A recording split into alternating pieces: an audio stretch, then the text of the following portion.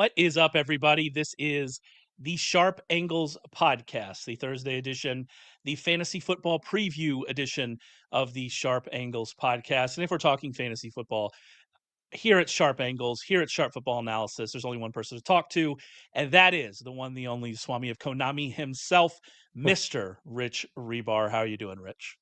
We're doing good. I mean, only after this weekend, only 3 NFL games remain. It's crazy to put a bow on this season, but we got a bunch of rematches again this week. We've only got one game that we haven't seen, which always is a bummer a little bit in the playoffs, but I'm still excited for. I think there's one rematch we're also excited for to have, though. Yeah, I would say the one that caps this weekend. We're not complaining about that rematch, even though the first game wasn't good. But I think we're expecting a lot better this time around. It's funny, you were asking me right before we never actually talk about the things we should talk about right before we get on. We always talk about inane nonsense. And you had asked me about the weather down here in Texas and Central Texas, where it's been colder than usual. People have had to actually wear jackets. Yesterday morning, I was out acquiring breakfast tacos, as I do many mornings, in shorts and a short sleeve shirt, and you had thought that I had killed the Pope, like people were shocked by what was occurring. But you had me looking at the weather. I looked next week. It might actually snow here next week. And if it snows in Central Texas where I live, then the entirety of our civilization will shut down. And I like to tell all of Northerners that, just so you can enjoy how ill prepared everybody in my part of the world is for snow. How much snow have we gotten already up there in the Ohios? We've had snow basically since after Christmas, like nothing like crazy, but it's just been consistent. Like it hasn't gone away, just a little bit added on. Every time it starts to melt, they just get a little bit more. So it's been cold and we've had snow. So yeah, it's that time of year. But Hit the old Twitter. If we get snow, I'll take pictures and I'll drive around and there you go. watch everybody. I'll watch the empty streets as we're all terrified to move. It is really funny because I think about, like, there was a time in the summer where it says there was a heat wave in England and it was like 80 degrees Fahrenheit or something like that. And it is so funny that just like normal weather to you is just like, yeah, that would be the craziest thing that would ever happen to us. So anyway, I enjoyed that. More importantly, though, we kind of talked last week about how last week is fun. Last week is a fun week of football, although last week's games were not as great. Personally, they were horrible for me. It started on Thursday night with Penn State losing to Notre Dame, and it just got worse from there. And so terrible weekend. But when I look in the schedule, the NFL schedule, this is the weekend that I look towards. This is the fun one. I know I'm not alone in that. I know a lot of people love the divisional round. This is when we're getting the best of the best playing each other. And the problem is this week is that it seems like we have 3 teams we had 3 teams. We had 2 maybe in the NFC, we have 3 in the AFC. And so these Saturday games, these first games are kind of, big spreads. But I was looking at your introduction to the worksheet where you talked a lot about betting trends. And if I look at that, we see the number 1 seeds are 17 and 27 against the spread since 2002. Big favorites have won, but they haven't always covered the spread. And I wonder if we're going to see, even in those Saturday games, maybe a bit closer than we're expecting, just based on like the historical trends of what happens in these games. For sure, this round is always, there's not usually a lot of upsets. I always compare it to like the NCAA bracket. People like always get excited when they pick like a 12 over a 5, and it's like, but it doesn't really matter for like winning the actual like contest that you're in, because unless you have that team like going to the Final Four and they go there, like winning that first game like isn't that huge of a deal. And that's kind of what we have in the NFL. Like these teams that pull these first round wild card upsets, they tend to historically just immediately lose afterwards. It's very rare that you get like these like 5, 6, and now 7 seeds. We've only had 1 7 seed win in the first round anyways. If they pull off an upset, go and win in the second round, they tend to immediately die off, but they do keep games close. I mean, the last time that all 4 favorites covered in the divisional round was 2006. You kind of mentioned like underdogs getting 7 or more points. Only are 12 and 31 straight up. So like, again, they don't really pull off these massive upsets, but they are 25 and 18 against the point spread in this round. So we've got a couple of big, favorites. Obviously, like you said, on Saturday, both teams are favored by over a touchdown. So Eagles are close, 6.5, depending where you can get it. And then again, we said like we've really recently seen these lower end seeds since the NFL expanded the playoffs, and a little bit before that, like really struggle. Since 2014, number 5 seeds are lower, and we only have one this year, and it's the Commanders. Are 3-18, heads up. So these bottom end teams that get lucky and they kind of pull out that first round upset tend to immediately just lose the next round. So if you're banking on the Commanders to pull off a massive upset, it's going to go against the grain here of some recent trends. Are we gonna do a March Madness show? Is that what we're gonna transition into? Because I love March Madness. I love the brackets. Just pulling up Ken Palm. We've lost that edge. I think everybody knows about Ken Palm now.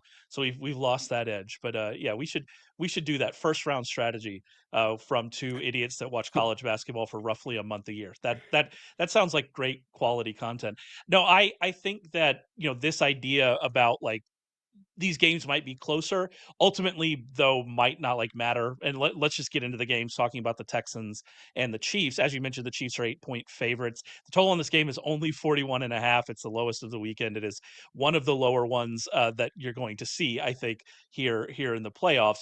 But so we're not expecting a lot of points, but we are expecting the Chiefs to win big. And I look back at that history and I think, I don't know if we're going to get there, but then I look at what this Chiefs team has been, and I got caught up last year during the regular season. You made fun of me for it during the regular season of saying, something's wrong with this team. This Chiefs team is not what they were. And then obviously we got to the playoffs and they won another Super Bowl, and there we are. This Chiefs team even turned it on earlier. What we've seen from them recently, especially on offense, especially with Marquise Brown back, has been a lot better. And I look at all of that, and I look at how limited Houston is on offense just based on they've got some really good players, chief among them Nico Collins, but like you don't go much deeper than that. And I look at the history and I say, all right, the history suggests the Texans are going to keep this closer than we expect, a little bit of rush for the number 1 seed. But then I look at all the individual matchups, and it's just really tough to see an avenue for Houston to have a ton of success on offense and to really kind of push the pace here and win this game. We talked about Houston last week, and they have basically their offense is generated through 2 primary, players, Nico Collins and Joe Mixon. And we liked both of their matchups last week. So we thought that they were live dogs, and it turned out they were very much live dogs.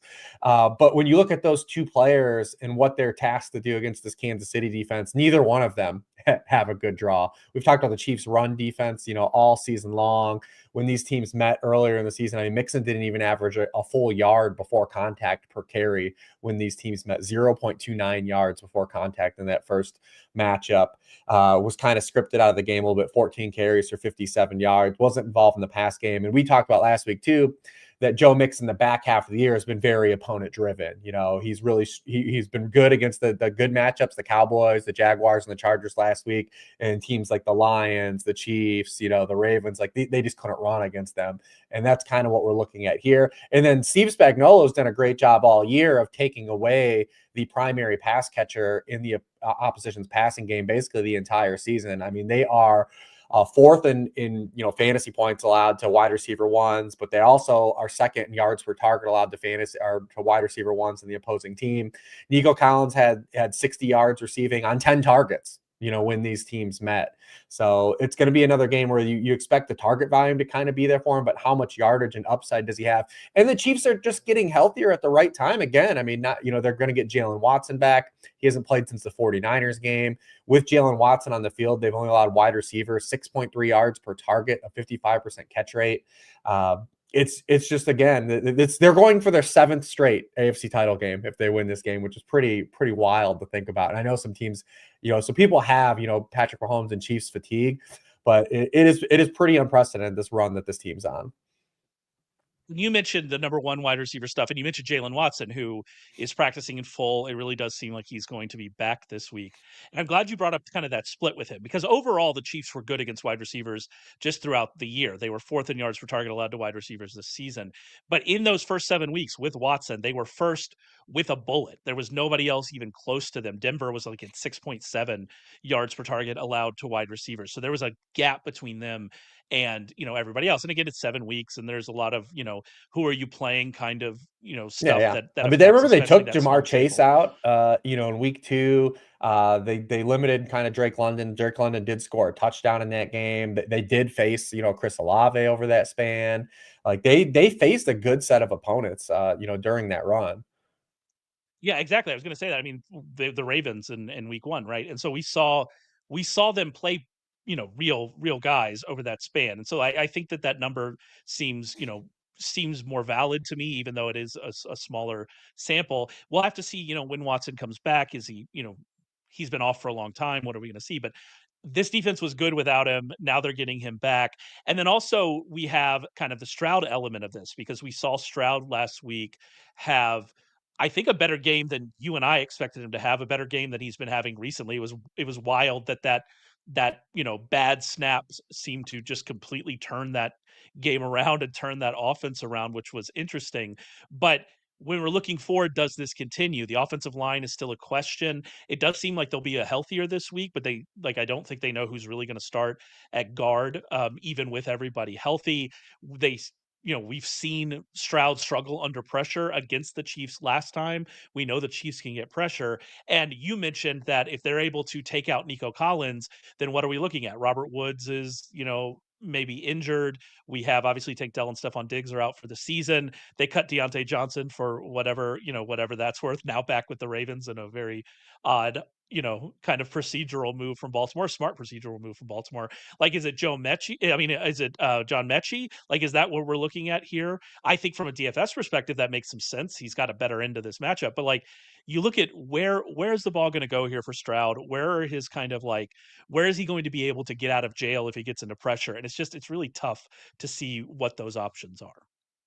When these teams played right before the week before Christmas, it was Tank Dell. That was when he got hurt. He had 98 yards in this game before he suffered that injury, that terrible injury on the touchdown that he held on to, which is pretty crazy. Yeah. To think he suffered that injury and still held on to that ball.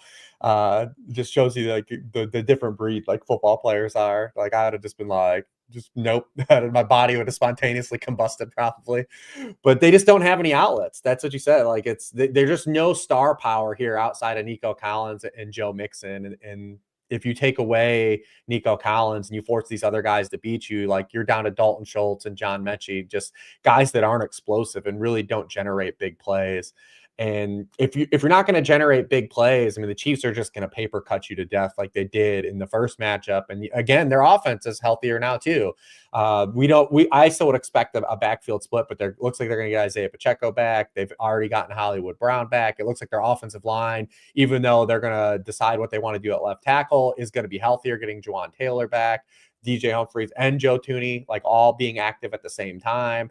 So, I mean, you can make a really good case. I think that the Chiefs right now entering this playoffs are actually in a way better position than they were a year ago, just from a health stance, a talent stance, and then the layout, because don't forget, like they've got an extra day versus whoever wins Baltimore and Buffalo on Sunday night. And the way this kind of shakes out in terms of the AFC hierarchy, it could really favor them. Because I think when you look at the three AFC teams, but Buffalo has built their team to kind of combat the Chiefs.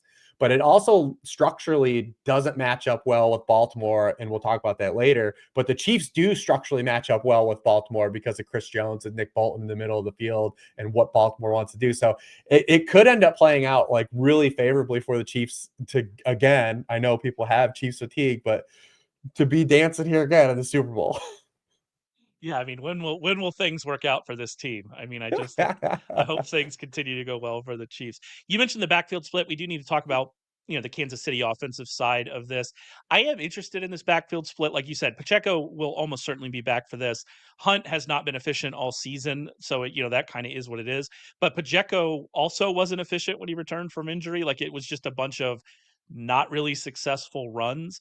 I do wonder if this is a scenario like we saw with Travis Kelce last year, that we're going to unleash Pacheco a little more. I think that the carry to carry upside of Isaiah Pacheco, even if we didn't see that after he returned from injury, is just higher than it is for Kareem Hunt. I wonder if they kind of lean into that a little bit more. I'm not sure, but like that takes projection. And if we're just going off what we have seen after Pacheco returned from injury, this looks like a split in which you're just hoping to grab the touchdown. And if you're hoping to grab the touchdown, that's probably Kareem Hunt. And so it's a really tough fantasy spot.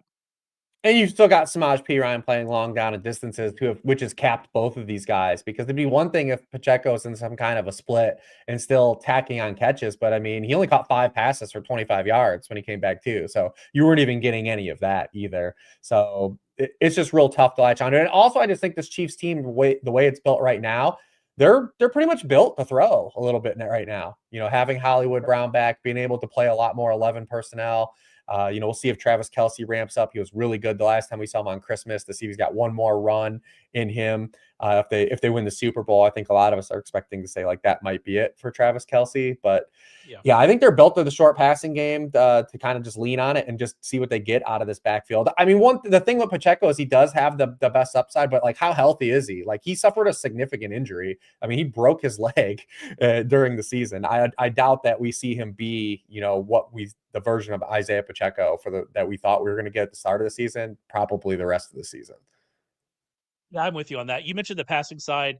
Mahomes is actually, he was a disappointment overall for fantasy, but he's actually been okay from a fantasy perspective, kind of to close the year. And then we saw those 2 games with Marquise Brown. Even though Marquise Brown played like, was it 40%, ran around on like 40% of the passing snaps, we did see better from Mahomes. He went 260 for 1 touchdown passing against this Texans team, and then added another touchdown on the ground with 33 yards rushing. He threw for 320 yards and 3 touchdowns in his second game with Marquise Brown. And so we've seen that kind of, ramp up. And then from the receiver perspective, I do think it's interesting. What are we going to get from Kelsey?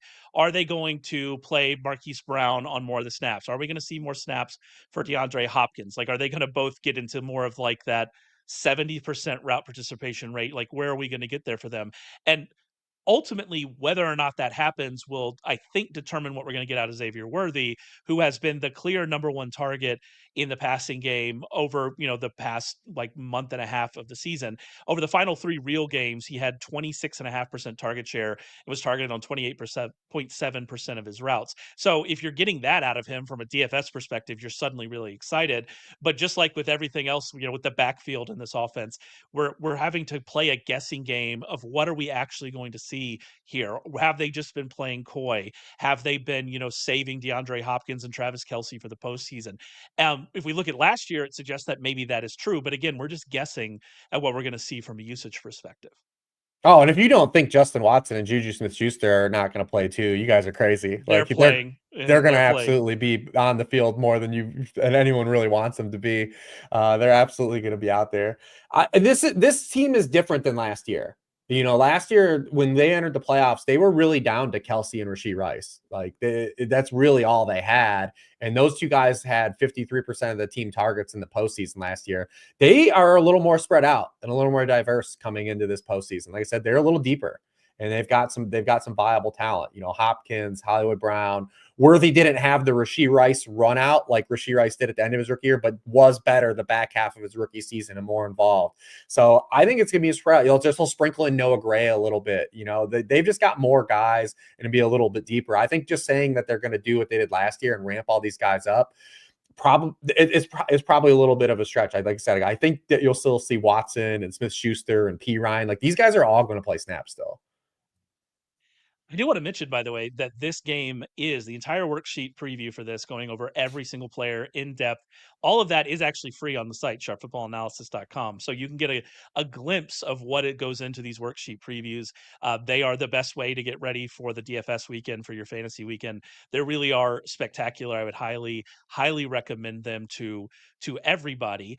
The other 3, however, the games we're about to start talking about, those are part of our postseason package, which right now you can get for 60% off using promo code SHARP60. So go and check that out. You go to sharp.football, Sharp Football Analysis, all of that's available to you. You also get our betting recommendations, which again, we just keep doing very well. We did well in the wild card round. I hope we're going to continue doing that the rest of the way. We've historically done very well in the playoffs. We historically have done very well in the Super Bowl. So hopefully we're going to see that as we continue the rest of the way. Head over to Sharp Football Analysis, check out that deal, and check out all of Rich's great content. All right, let's move on and talk about one of those games, and that is Washington at Detroit, the other Saturday game. I have Detroit down as a 9-point favorite. This is the highest total of the weekend. It's again, the Commanders are once again in the highest total game. As we said last week, that probably makes sense, and it probably makes sense again this week. 55.5 point total.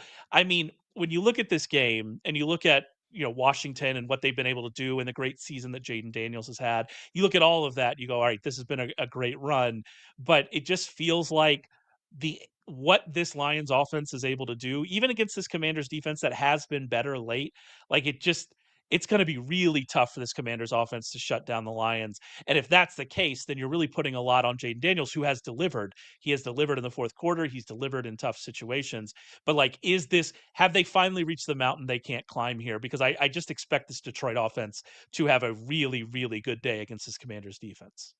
We talked about the upsets and the 5 seeds are lower and how they've historically done and especially recently in this round. It's a real tough ask, I think, for this Washington defense to just generate enough stops in this game. I think we expect Jaden Daniels to have some rushing production. There's definitely going to be some cosmetic offensive production for Washington. Just how many points can they score? We didn't even mention it with the Texans, but like the Texans, even though they won, they did all the same stuff they did in the regular season. Like they faced 3rd and long at the highest rate of any team in the wild card round. And the Commanders did the same stuff they were doing. Like Cliff Kingsbury still just needed Jaden Daniels to bail them out consistently on 3rd and 4th downs and in the fourth quarter. Like that's the story of that game. This team struggled to run the football again last week. They haven't been able to run the football since that Titans game. It's probably going to be a situation where they don't really run the football through game script this week against a team that has the highest implied total of any team this season, the Lions. 32.2.5 points. So it's really just a tough ask. Like how many stops they get. And structurally, they don't line up well at all here. We know about their issues with the run, and we saw Buck Irving in the second half of that get going. Detroit is definitely going to acquiesce if you're going to allow them to run the football on you between Jahmyr Gibbs and they're getting David Montgomery back. If you do play on FanDuel, David Montgomery is 4K. They totally botched that situation.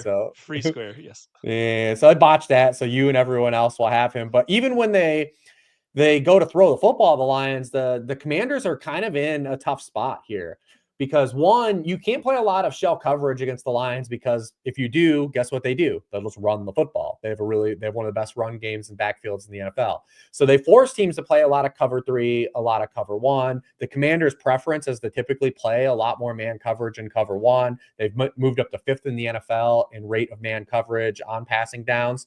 Well, guess what? Jared Goff leads the NFL in quarterback rating against man coverage, just under 10 yards per pass, 15 touchdowns, 0 interceptions on the season against man coverage. And then we talked about it last week. Washington was going to have to be tasked to face the best quarterback they faced over the back half of the year in Baker Mayfield, and they allowed 10.3 yards per pass attempt and an 83% completion rate.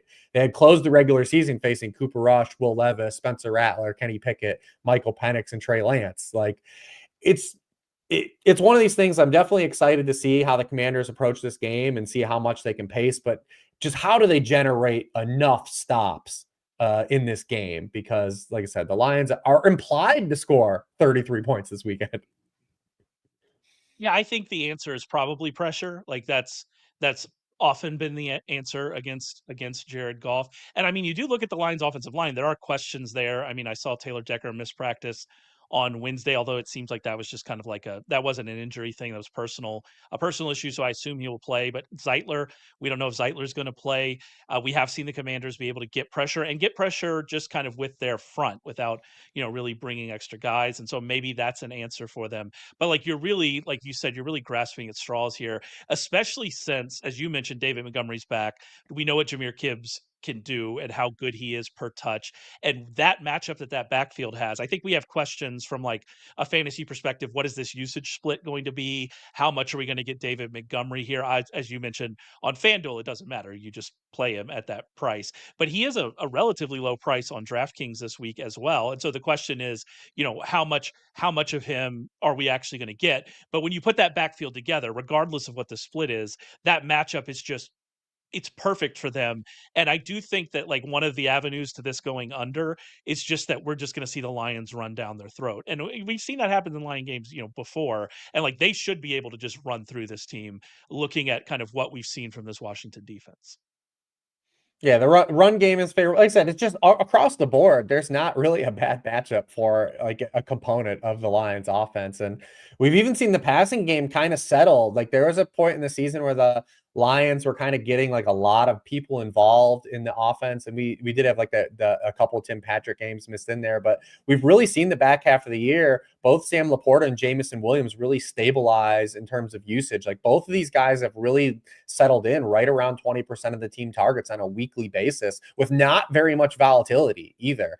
And, you take a guy like Jamison Williams who has that big play upside and you give him, a more stable floor. That's very exciting. For a player of that archetype. And Laporta, who again, like probably was in like the Mahomes bucket, like definitely was disappointing in context of the season and what gamers invested. People that took Sam Laporta as the tight end 1 overall probably didn't have successful seasons. But over the past 8 games, he did close the season on a really good note. 53 yards per game, 5 touchdowns over his past 8 games, 20% of the team targets. And he's had at least 6 targets in 8 straight games. So we have seen some stability too from the ancillary guys outside of Amon-Ra St. Brown and made it really easy. If you are playing this weekend, I mean, it's very easy to approach this, I think, similar to like when the Lions had big totals like against the Jaguars, right? Especially in context of this slate. Because the first game is you can't diagnose what chief you want to play, or if it's just a lower scoring game and not that intoxicating of a game. If the Eagles and Rams definitely don't get there and we get a game where the Eagles don't have a high dropbacks, like it could be easily a situation where just like a Lions onslaught was the clearest path to success and the most obvious one. Yeah, and I mean, even if you get 30 Jared Goff throws or whatever, if they're just that successful and you end up with a touchdown for Williams on a long play, you end up with a touchdown for Laporta, which, as you mentioned, the usage has been better lately. Like I do think there's a path there. There's also a path here for Jaden Daniels to have a good game individually, especially from a fantasy perspective. The first is, we know what he could do as a runner. We know what his scramble rate is. We know how susceptible the Lions and their style of defense has been to running quarterbacks. So that's certainly there for him as well. The second is I am interested to see what this Lions defense does, how good they actually are. Like I think we might be putting a little bit too much stock into that week 18 game, especially based on what we saw the Vikings do on offense, against the Rams in the wild card round. I do wonder, the 2 weeks before that, they had been really bad on defense and they got Anzalone back. Was that just enough to have him kind of in, the middle of that defense? I'm not sure, but I am interested to see kind of what this defense can do, even if they're playing aggressive, especially if they're not able to maybe get sacks and affect Jaden Daniels in the same way because he's able to escape. Like I'm very interested in that. And so I could see the Commanders definitely pushing this game and Jaden Daniels having a lot of success. And you mentioned it, the backfield, it just hasn't been there. I was in on Austin Eckler last week and that didn't go well. Those secondary wide receivers, I was right about Diami.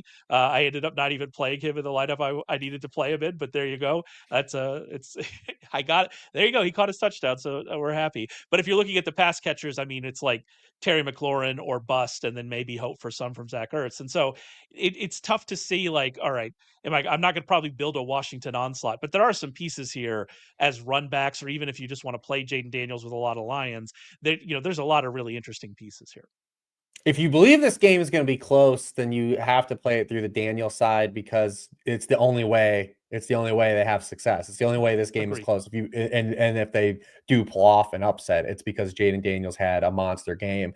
But just as we talked about the defensive side of Washington versus the Detroit offense, like it's equally as bad on the other side. And the Minnesota had chances to make plays in that Week 18 game. So, like you said, will remain to be seen. They did allow production in the back third of the season.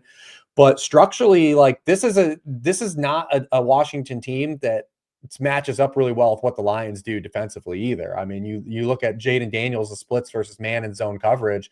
I mean, he has a high touchdown rate against man coverage, but he goes to 23rd in yards per pass attempt. He completes under 60% of his passes against man coverage. We don't expect them to really establish the run in this game or get on track of running the football. Zach Ertz has terrible man coverage splits, which you would probably expect if I told you Zach Ertz was not good against man coverage. And then they got Alex Anzalone back. Like the one guy you can kind of say, like, could there be like an inkling here for Terry McLaurin, who Cliff has gotten the ball a little bit more the past 5 weeks. He's got 3 games of double-digit targets over his past 5 after only going over double-digit targets once before that. But the Lions, they give up production to wide receivers. They don't give up a lot of touchdowns. And McLaurin himself also, has been significantly worse against man coverage. He's really bad in like ESPN's open score. Like he wins a lot of contested catches and he wins a lot of vertical balls. That's like who he's been. So he's going to have an opportunity to make one-on-one plays for sure this season. But he actually has he goes from 2.26 yards per out run against zone coverage to 1.74 yards per out run against man coverage. And we know we're going to see a lot of man coverage. We know we're going to see a lot of aggressive defense based on the Lions and their identity this season. And who scares them? Right? It's Terry McLaurin. Like they're only scared of Terry McLaurin, I think, offensively, and obviously Jaden Daniels as just a talent by himself. But like I said, even going back to last week when the Commanders had success and they were able to pull that game out, it was still the same stuff offensively. Jaden Daniels bailed them out time and time again of bad situations that this offense put themselves in. And are they going to be able to do that? So I do actually think there's a pretty low floor here too for a lot of the Commanders. They're a high variance team. Yeah. No, I think that's fair. I do wonder, is this like the Lions have been pretty good against receiving backs, but is this maybe we see Austin Eckler actually get more involved? It'll be interesting. It'll be interesting to watch for sure. If you're listening to this, by the way, as a podcast, first of all, thank you. We appreciate it. Make sure you like and subscribe. However, we do this live at 11:30 a.m. Eastern on Thursdays. We're going to keep doing that through the rest of the playoffs and probably a lot during the off season. I started to kind of look at what we're going to be doing, with draft season kicking off right after the Super Bowl at the Combine. We'll have, dynasty rookie rankings. We'll have all that draft stuff. We're going to have a lot of content coming up even after the season. So make sure you head over to YouTube, search for Sharp Football Analysis, subscribe. You'll get notified when we go live, as we will be doing, like I said, the rest of the playoffs. Warren's going to be doing that on Tuesdays and Fridays. And then even into the off season, we'll have a lot more content to come. So make sure you subscribe. All right, let's move to Sunday with the Rams at the Eagles. The Eagles 6-point favorites right now, or at least when I looked this morning, 43.5-point total. I guess we have to start with Jalen Hurts because he brought a lot of personal disappointment to me last week, even though he did have an okay fantasy day, especially in the context of what we saw on Sunday last week. But overall, it wasn't a pretty game for him. It wasn't a pretty game for this passing offense. And we're just in this situation now where we're not getting volume out of this offense. Last week with AJ Brown, we had been getting, like, even if they hadn't been throwing a ton, we've been getting a high target share for them. For AJ Brown, didn't even get that last week. And it's a tough passing game to invest in. But then you go back, and you've brought this up a couple times to me, and I think it's still stuck in my brain as well, that Steelers game when they actually had to open it up and they were able to do it. So like that still lives in your brain. But then you look at the matchup with the Rams and how much pressure they can get. It's really tough to trust Jalen Hurts after what we saw last week and this entire passing game that we're going to get enough volume and it's going to be efficient enough to really see a big fantasy score. It all starts with the Rams and their, ability to stop Saquon Barkley, which not many people have done this season. I mean, he's gotten over on some of the best defenses, including the Rams. And if you look at the Rams and their production allowed to running backs outside of the Saquon Barkley game, like it's been a really good run defense. They're ninth in yards per carry allowed to running backs outside of the Saquon Barkley game. We talk about the Ravens. We're going to talk about the Ravens after this. And like the Ravens have been so good against the run, except for when they face Saquon Barkley. It's just been one of those guys that's gotten over. And he obviously, when these teams played the first match, he had 300 yards. Like, I'm pretty sure he's not going to have 300 70-yard touchdowns. He had 2 70-yard touchdowns, which seems pretty good.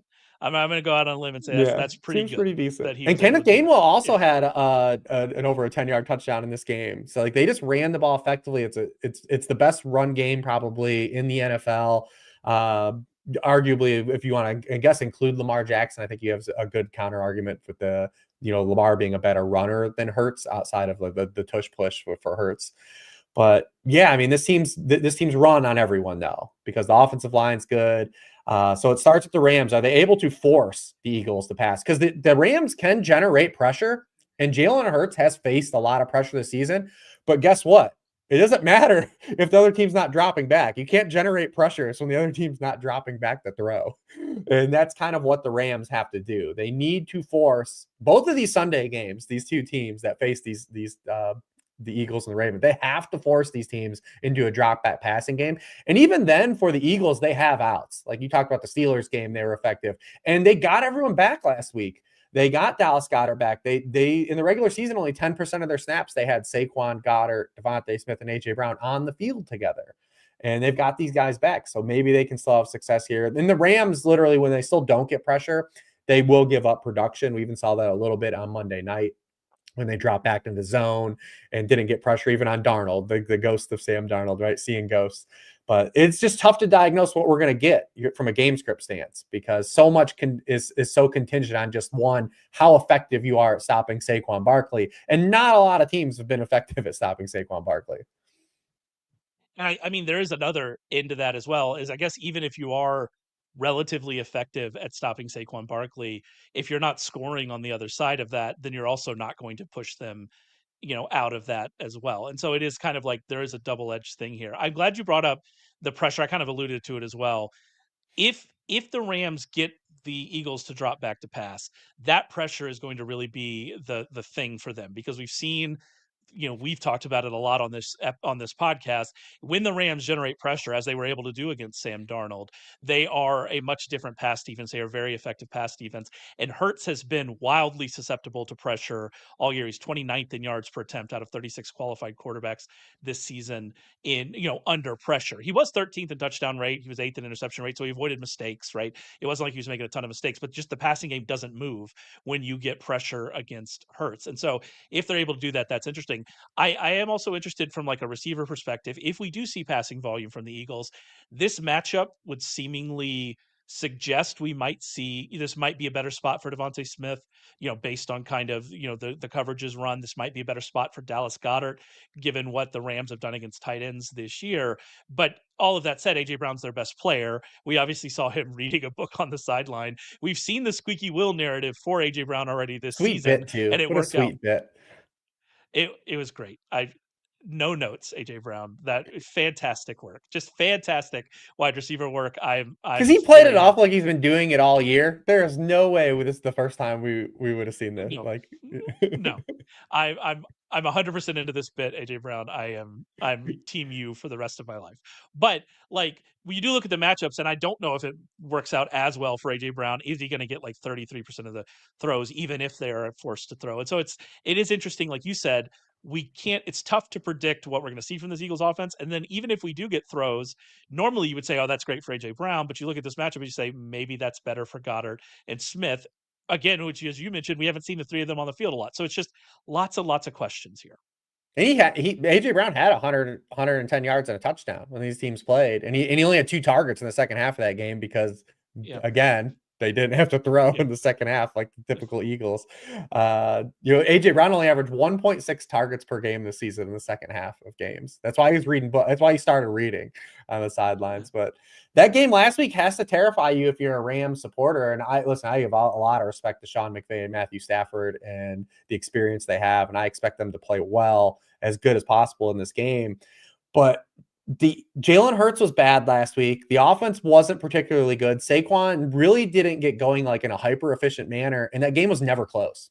Like, it was never in doubt that they were going to win that game, or that you thought that the Packers were going to actually pull that game out. They've done that. They've done that like a lot, especially in the second half of the season. That's what the thing is. I don't know if we've seen the best version of the Eagles, and they were just quietly, aside from that, Commanders game, they were just quietly going through and beating everybody. Like, it's just like, this defense is that good. This defense is that good and that quality, and they're able to force turnovers, and they're able to cause havoc. And we've seen this Rams offense not really have to do much over the back half of the season. I mean, this Rams defense has been excellent. They've held teams under 10-point scoring in 4 of their last 5 games, and one of those was a game that they didn't even play their starter they didn't care about against the Seahawks. That was the one that went over. So like, this defense has been wreaking havoc, has been doing a lot, and this offense hasn't had to do much.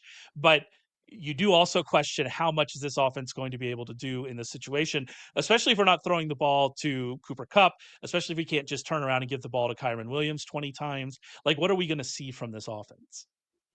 And that's really the toughest part, is how they generate enough points in this game. And it's really just down to Kyren Williams and Puka Nacua right now. I mean, Cooper Kupp has had 3 or more targets in any of his past, 4 games. If you look at bringing up ESPN Open Score again, I mean, Cooper Kupp's 107th out of wide receivers. He's right in between Michael Wilson and Jalen Polk in terms of Open Score. Think about it too. The last time you've even seen Cooper Kupp catch a pass where he's been open. Like Yeah. even last week that he caught the where they ran the little rub route where he came out of the slot and he ran like a little bit of the slot fade. Still was largely a contested catch. It's just you don't see a lot of him being open anymore. And is he going to get open against this Eagles secondary? Probably not. I mean, these guys, both Nakua and Cooper Kupp had productive box scores when these teams played the first time, but this passing game did absolutely nothing until the end of the game when it was in garbage script. I mean, the first time these teams played, Stafford only threw for 67 yards in the first half. He threw for 176 yards in the second half of that game. He was sacked a season high 5 times in that game, matched the season high. And Vic Fangio actually didn't respect the Rams.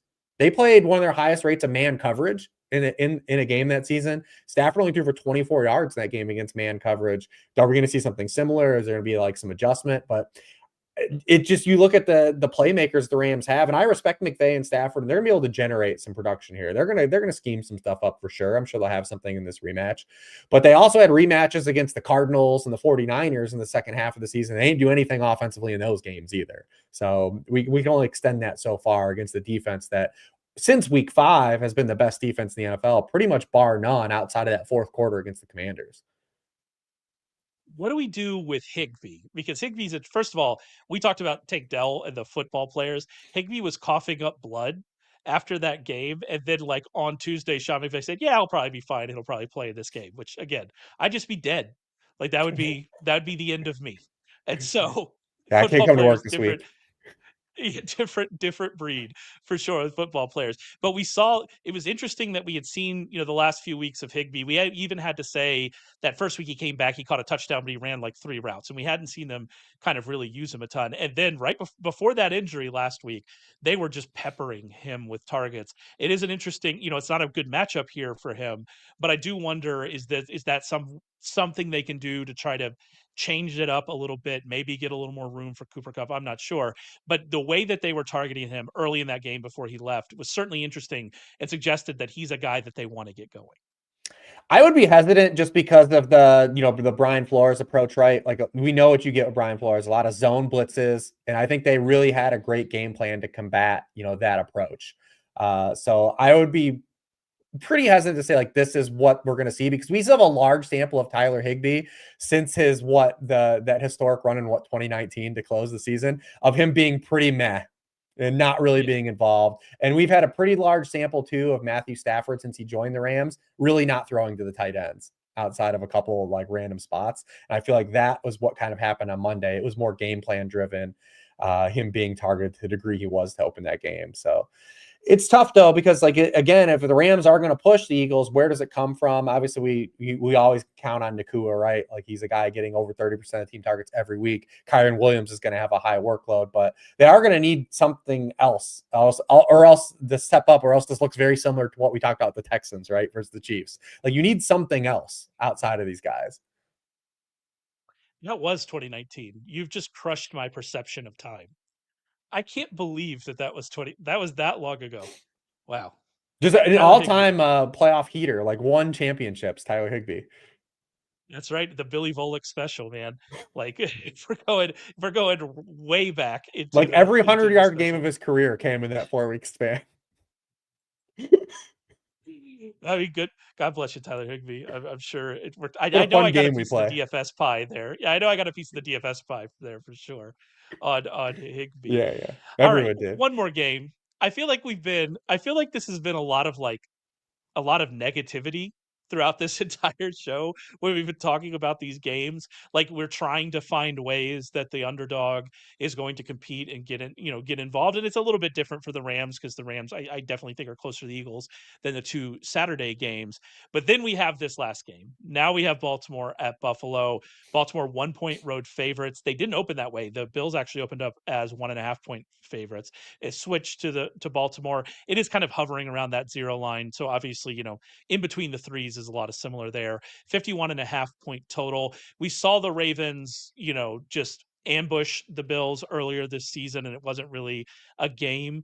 I don't know if that's what we're going to see this week, especially in Buffalo, but I do think that there are some interesting questions about what do we see from these two teams? Because in game one, we saw the Ravens change what they do on defense and really try to affect Josh Allen. We didn't see the Bills do that. And I wonder, are we going to see the Bills make changes, or are the Bills just going to try to go out there and be what they are on defense? Because if they just go out there and be what they are on defense, it's probably going to be a long day for them. And that's really what it comes down to. And you have these rematches, right? And we saw it on Monday where the Rams faced the Vikings again and completely altered their approach, obviously, to what Aaron Glenn kind of uncovered in week 18. And they kind of really shifted their defensive tendencies and had a just tremendous amount of success. Sean McDermott has to do that in this game. Because we saw in the first game, they just played completely passive defense. I'll be shocked if the Bills score 10 points in this game too. But it all starts with Sean McDermott and how he wants to defend this Ravens offense. Because like I said, first of all, Lamar Jackson, very few teams have slowed him down this year. But the very little small samples of fleeting success teams have had against Lamar Jackson this season have been playing aggressive, sending man coverage blitzes, and, just like I said, like not laying back and just letting the Ravens do what they want to do defensively. And that's the exact opposite of what Sean McDermott did in the first matchup. I mean, they blitzed him on only 25% of his snaps. That was the fourth lowest rate Lamar Jackson's been blitzed in a game this season. They only played man coverage on 8% of their snaps. They were in cover 4, 42% of the time. Lamar Jackson only faced quarters one game at the higher rate this season. And we've talked about it all year about Lamar. And like I said, some of that fleeting success against, man coverage blitzes, he does drop into 12th in success rate. He does dip to 18th in yards per pass attempt. So it's like he doesn't bottom out, but like those are the little bit of avenues just where you're just trying to find a way to just slow them down in some capacity. But when he hasn't blitzed, 27 touchdowns to 1 interception, 9 yards per pass attempt, just under that against cover 4 this season, which is what the Bills try to deploy. 9.1 yards per pass attempt, just an 8% touchdown rate. No quarterback has a higher rating against zone coverage this season than Lamar Jackson this season. If you want to hang back and not blitz Lamar Jackson or play aggressively, like they're just going to dice you up. And it's really tough here. So does McDermott change that? And they do have some pieces coming back for this matchup that they didn't have in the first matchup, namely Matt Milano and Terrell Bernard, and then, Taron Johnson too, their slot cornerback. So that's going to be a big, fulcrum point in like, what do they do with these players? But if McDermott just says getting these guys back and doing the same things that we did, we just got better players on the field, is a tough ask. One of the things that McDermott's always done, and, historically, is that, they play big nickel. That's what they want to do. And in the first matchup between these teams, the Ravens were ready for that, and they dusted off Patrick Ricard. He played 62% of the snaps. It was the second highest rate in a game this season. They played 22 personnel and 26% of their snaps. It was the second highest rate in the season. And on plays with multiple players in the backfield in that game, the Ravens averaged 8.8 yards per play. Like I said, no team this NFL season, and it's been under the course of time under Sean McDermott, has played with 5 or more defensive backs on the field than the Bills. They average 58 snaps per game with 5 or more defensive backs on the field. In that week 4 game, when they've used 5 or more defensive backs on the field and against the Ravens run, they average 9.2 yards per carry on those. Like that just isn't going to play in this game. So they have to play a lot more base personnel when the Ravens go heavy, if they do go heavy again. Having Bernard and Milano does definitely help that. They were really a lot better against the run, but it's like the Saquon Barkley factor too with Derrick Henry. Like you don't expect like any matchup to be like an absolute thorn. You just hope that you can get in the way and create an obstacle.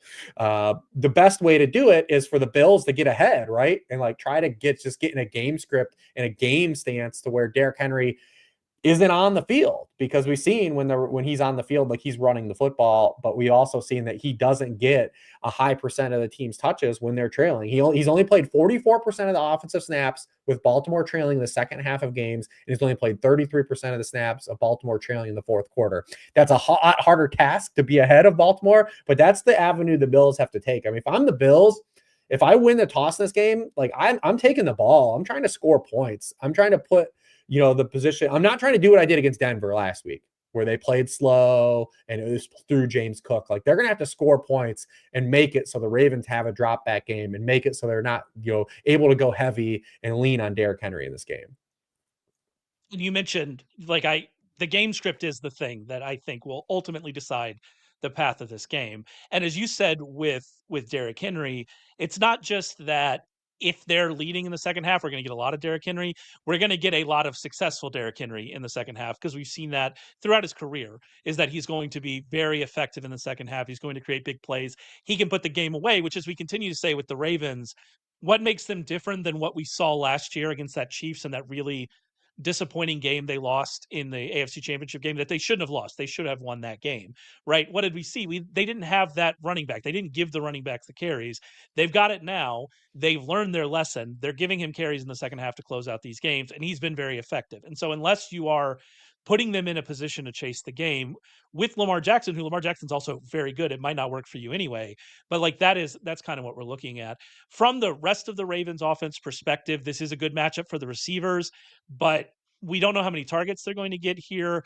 It doesn't seem like Zay Flowers is going to play. So, like, what are we going to do? Is it going to be more Rashad Bateman? All of that's kind of up in the air. And you mentioned they might go heavy here, and that's actually where I'm interested from a DFS perspective. We saw last week a lot more routes for Mark Andrews, a lot more routes for Isaiah Likely. I think we're going to continue to see that if Zay Flowers sits as expected. And that add some intrigue to those guys' matchups. It's not a great matchup against Buffalo. And like you said, they got some important players back when you're talking about covering tight ends. But either way, if I'm getting Isaiah Likely and Mark Andrews on the field that much with Lamar Jackson in a game with this kind of total, I'm really into those two guys from a DFS perspective.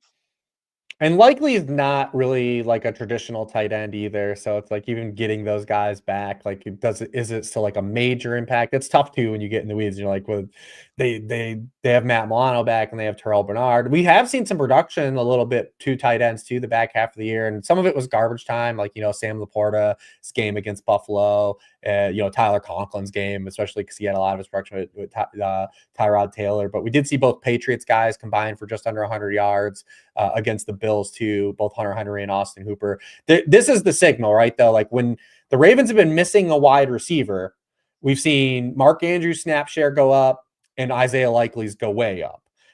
With Flowers or Bateman off the field this season, Likely's been on the field for 68% of the dropbacks, and he actually leads the team in targets in those situations.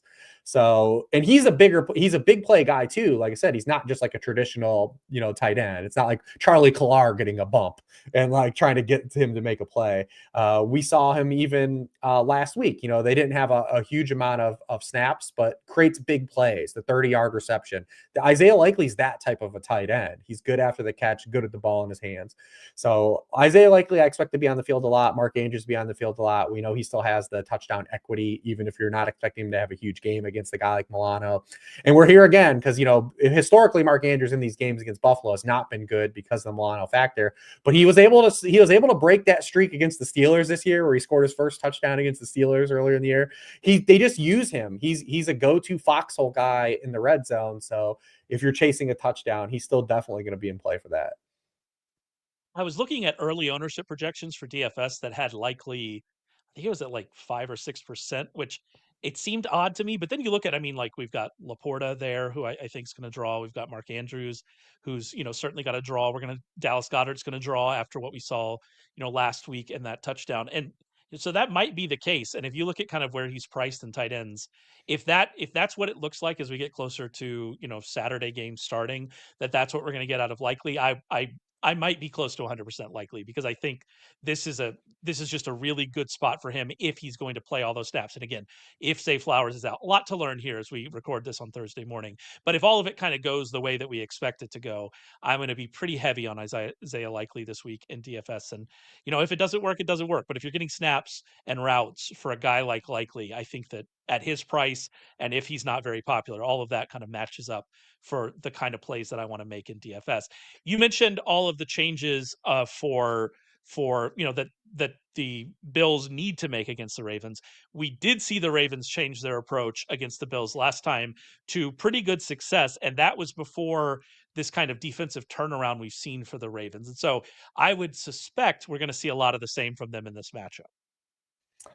When these teams, yeah, there was one. It was just like out coached. Like the Bills were just out coached on both sides of the ball in this game, the first matchup. So they're the team that definitely is going to need to calibrate, because the Ravens did definitely calibrate. This was, like I said, this is the worst. It was the worst version of the Baltimore defense in the early part of the season. We thought like, oh yeah, this team just isn't going to stop anybody, but they actually switched, because so far this season, because of the state of the Bills wide receivers, I mean, no quarterback has faced man coverage at a higher rate this season than Josh Allen, 34.6% of the snaps. And against man coverage, he's thrown 21 touchdowns, 3 interceptions. He's got a 12.4% touchdown rate against man coverage. But against zone coverage, he's only thrown 4 touchdowns to 3 interceptions, 1.2% touchdown rate. He does have a pretty good YPA, but the Ravens completely leaned into that. They played zone coverage on 76% of Allen's dropbacks in that game. He faced a higher rate of zone coverage in just one game this season, which was Gus Bradley, of course.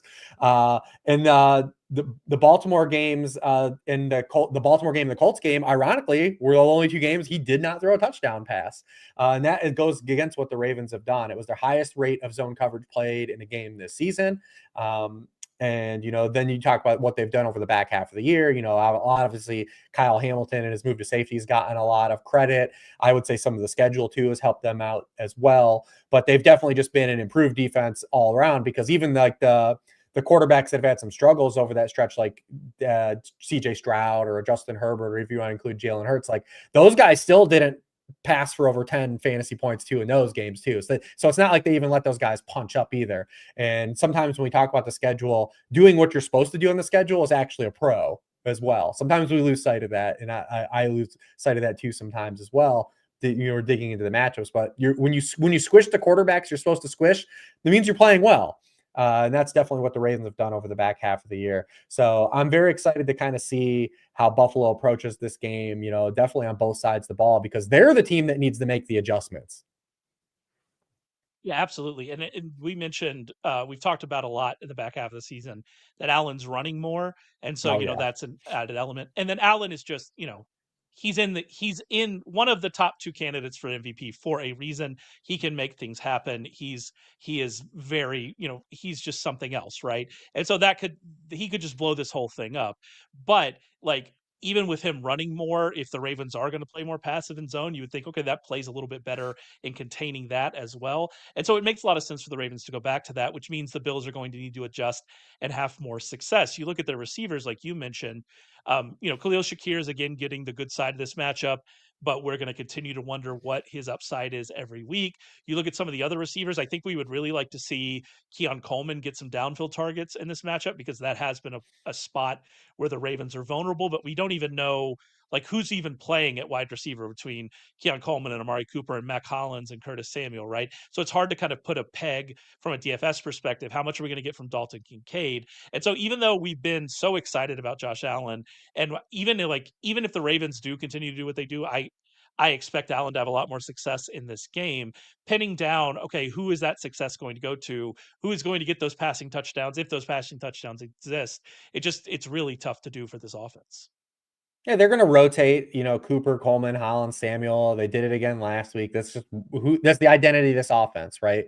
We know Shakir is going to play the most snaps. We know they're going to involve the tight ends too.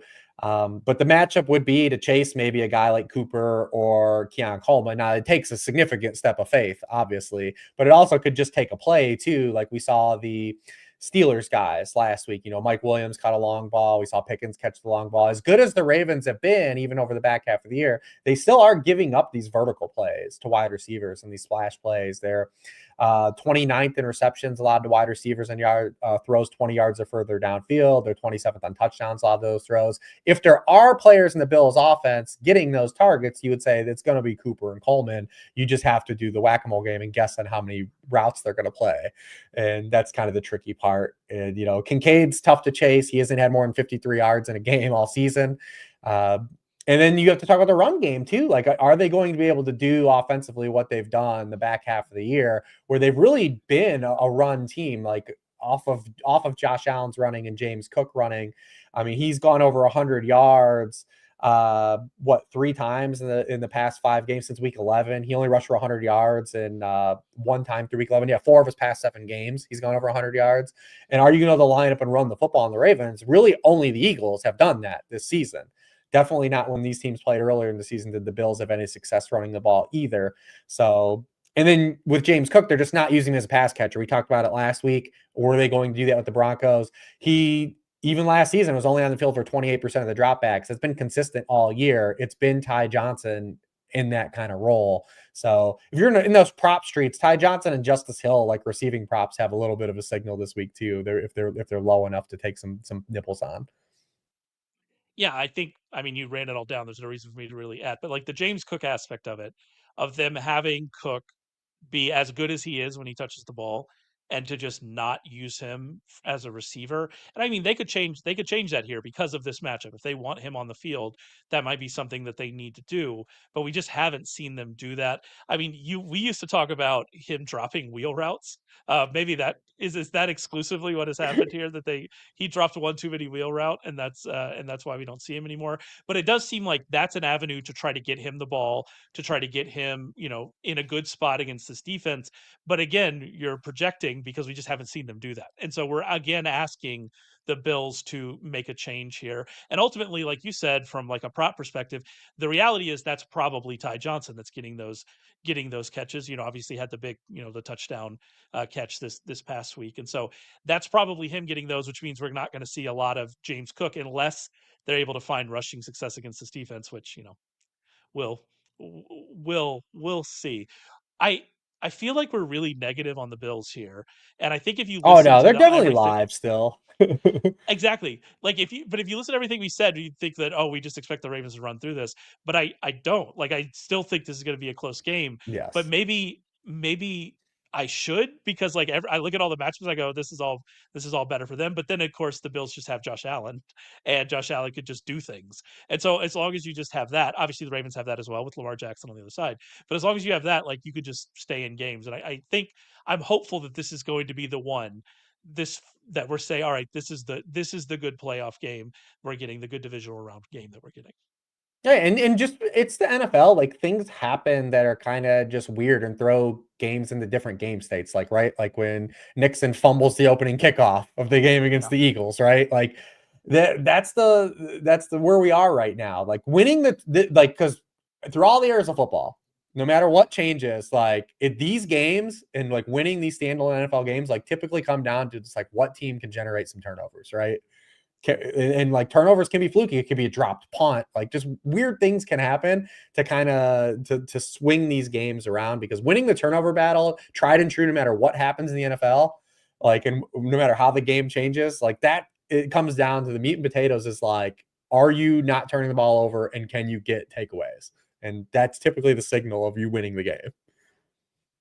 And like that's the other point about this, is all of this analysis is dependent on it being at least a neutral game state for Baltimore, which, as we said, if Buffalo can change that, and maybe the way they change that is with a special teams play, with a fake punt, with a whatever, to gain Yeah, a possession and kind of Jalen take that McMillan advantage. going in motion and you don't hand it off to him. Like, Yeah, like these exactly. things happen, Anything man. anything like that, if that happens, or especially early in the game, maybe not opening kickoff, but early in the game, if that happens there, then you completely change what the second half looks like. And if you change what the second half looks like, and you change what the Ravens are able to do in that spot, then you're suddenly in a much more interesting place. And so, yeah, I definitely think the Bills are live here. I don't want it to seem like we're writing them off.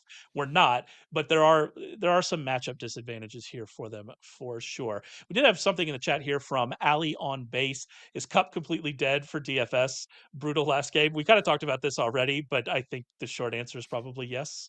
Like we don't he doesn't get targets anymore, and he's not always open, and so he's got Puka Nakua. I don't know. As What a I will oneer, say, he's Ali, dead. I think the only way you can play Cup is if you're betting on Stafford. yeah, That's really the only way. Like if you're just trying to do like a one-off Cooper Cup, I don't think that's the avenue. she's playing a stand-up bass in her picture, and that's awesome. 100%. I love a stand-up bass. I love like a proper like old school band. I would love to learn how to play the cello. Will that ever happen? Probably not, but I would love to learn to play the cello. So one day maybe. The bass and cello are very I can different picture you as instruments. I'm a not saying nice they're the same thing. harpsichord player, solid, like a sweet What cherub, about what strumming the about a strings. what about a viola? Is that just go as small as possible? It'd be very fun to watch me play. Hey, I mean, I'm a country feller. Maybe we get some fiddle in here. I'm Yeah, not a little sure. collaboration. Maybe so. All right, that's it for us. We're looking forward to this weekend. I'm hopeful the first 3 games get a little closer than we think, and I'm certainly hopeful we get the game we expect from the last one. Remember, you head over to sharpfootballanalysis.com. You get all of Rich's analysis of every single game in his worksheets. That's part of our fantasy football postseason package, excuse me, our betting postseason package. All of that's available on the site. Use promo code TAKE60, get 60% off. Check that out. You also get Warren Sharp's betting recommendations, which again, we've been doing great all year long. I think that's probably going to continue. We're feeling really good about where we are. If you're listening to this as a podcast, the first time listening, thank you. Please subscribe. If you're not listening to this on YouTube, not following us on YouTube, head over to YouTube, search Sharp Football Analysis, click subscribe. You'll get notified when we go live. And Rich and I will be back to talk with you all next week.